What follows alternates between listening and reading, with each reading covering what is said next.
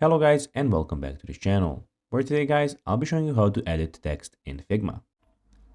Now guys, the first thing that you need to do is of course go to figma.com and you'll be greeted by a screen looking similar to this one. Now guys, when you're here you just need to go and log into your profile.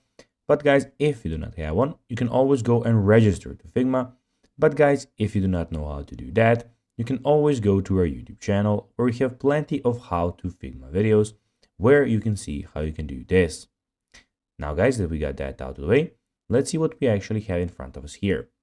So as you can see here, we have, as I said, Figma official website where firstly you have your profile where you can see some themes that you put. So you can put a light theme, dark, or a system theme.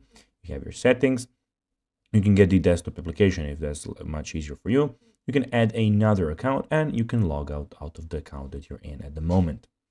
Here you can search for anything basically that you want to search for. So for types, by anything, basically what you want to search for. We have your themes here. We have your drafts, which I at the moment don't have any. You can go and have deleted drafts, the ones that you just made.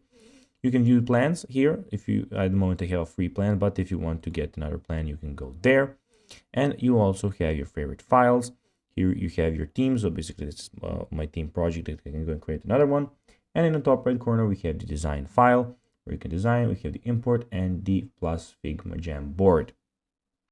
Now guys, let's see how you can actually go and edit a text in Figma. Well, it's pretty simple. When you have your text, as you can see here, you can go and double click on it. And then you can go, as you can see, and type something else there. And you can there like that, edit it.